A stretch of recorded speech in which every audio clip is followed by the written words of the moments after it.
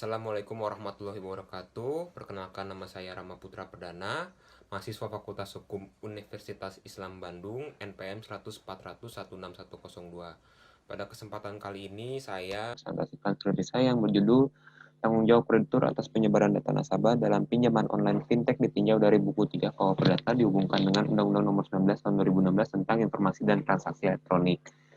Dimulai dari latar belakang masalah dahulu. Lembaga keuangan yang tumbuh saat ini banyak sekali macamnya. Salah satunya adalah financial technology, yaitu penyedia pinjaman online yang cepat dan mudah, langsung cair dan tanpa jaminan.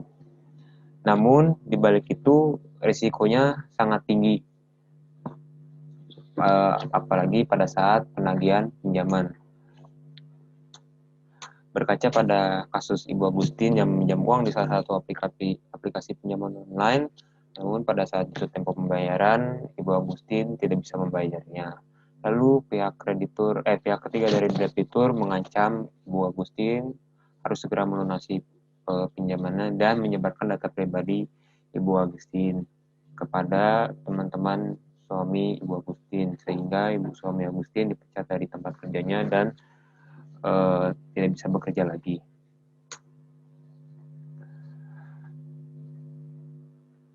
Maka dari itu, para korban dari penyebaran data pribadi ini perlu perlindungan hukum, karena saat ini Indonesia belum punya peraturan hukum terkait dengan pihak kreditur harus bertanggung jawab atas penyebaran data nasabah ini. Dari uraian latar belakang yang singkat tadi saya jelaskan, maka didapatkan identifikasi masalah sebagai berikut. Pertama, bagaimana pelaksanaan perjanjian pinjaman online fintech ditinjau dari buku 3 KUA Perdata. Lalu, bagaimana tanggung jawab hukum kreditur terhadap nasabah atas penyebaran data dalam pinjaman online fintech ditinjau dari kitab buku 3 KUA Perdata dan dihubungkan dengan Undang-Undang Nomor 19 Tahun 2016 tentang Informasi dan Transaksi Elektronik. Dari hasil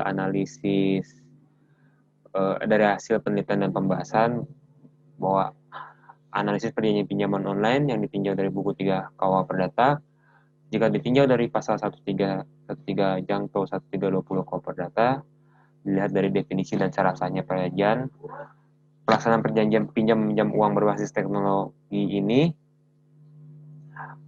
yang dilakukan secara elektronik merupakan perjanjian yang terjadi dalam suatu transaksi elektronik dapat dikatakan sah sepanjang memenuhi ketentuan dalam syarat sahnya perjanjian dalam pasal 1320 KUA Perdata. Lalu, tanggung jawab kreditur terhadap penyebaran data nasabah yang ditinjau dari buku 3 KUA Perdata dan dihubungkan dengan Undang-Undang Nomor 19 Tahun 2016 tentang Informasi dan Transaksi Elektronik. Selaku penyelenggara fintech, ini merupakan melanggar kewajiban sebagai pelaku jasa keuangan. Pihak penyelenggara juga akan dikenakan sanksi sesuai dengan Undang-Undang Nomor 19 Tahun 2016 tentang Informasi dan Transaksi Elektronik. Bahwa dalam kasus Ibu Agustin, pihak penyelenggara telah melanggar ketentuan dan dapat dikategorikan sebagai tindakan pencemaran nama baik konsumen dan akibat sanksinya bisa dikenakan pidana atau penjara serta denda. Jika korban dapat mengajukan gugatan atas kerugian diperoleh dan pihak penyelenggara dapat dipidana dengan pidana penjara paling lama 12 tahun atau denda paling banyak 12 miliar rupiah. Kesimpulan yang didapat dari hasil pembahasan, maka adanya perjanjian dalam perjanjian kredit antara para pihak sama mengacu pada pasal 1320 KUA Perdata tentang syarat sahnya perjanjian, maka perjanjian itu sah walaupun perjanjian tersebut dalam bentuk perjanjian elektronik.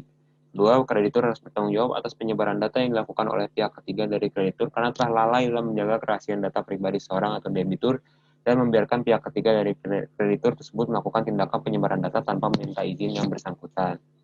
Saran dari saya, debitur perlu memperhatikan tindakan-tindakan preventif seperti memastikan menggunakan layanan pinjam dari penyelenggara yang legal atau terdaftar OJK, membaca dan memahami seluruh informasi serta syarat dan ketentuan, melakukan pinjaman sesuai dengan kebutuhan dan kemampuan, ingat akan kewajiban membayar pinjaman dan tidak menghindar ketika penagihan.